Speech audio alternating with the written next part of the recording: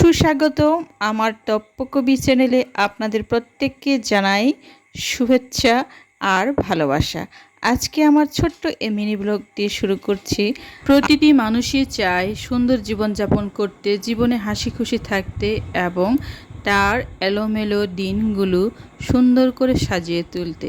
তার মধ্যে আমিও কিন্তু ব্যতিক্রম নই। আমার প্রতিটি জীবনের ধারা, প্রতিটি মুহূর্ত, প্রতিটি ক্ষণ, আসলে জীবনটা অনেক সুন্দর, অনেক উপভোগ্য এবং অনেক শেয়ারিং, অনেক কিছুই করার আছে আমাদের এই জীবনে।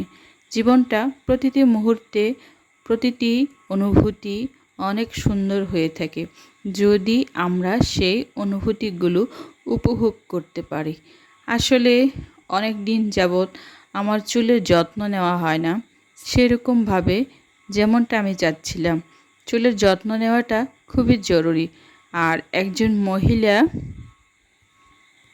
চাইলেই সব কিছু সুন্দর করে সময় করে নিতে পারে না, যেহেতু তার ছোট ছোট বাচ্চা থাকে, ছোট বড় পরিবারে অনেক কাজ থাকে। তার জন্য নিজস্ব সময় বের করে নেওয়া উচিত যদি সে নিজেকে একটু যত্ন নিতে চায়।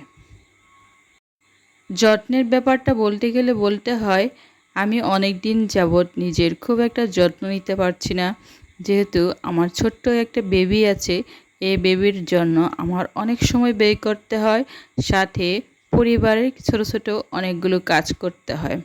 নিজেকে সেরকমভাবে যত্নশীল করে তৈরি করতে এখনও পারিনি, এখনও সময় দিতে পারছি না। মাঝে মধ্যে ভাবি একটু করে হলেও নিজের জন্য সময় করে নেওয়া উচিত, তবে সময়টা হয়ে উঠছে না। আর যেটুকু সময় পাই তার মধ্যে বেশিরভাগই চলে যায় পরিবার, এটা ওটা গোছানো, পরিবারটাকে সুন্দরভাবে গুছিয়ে রাখা।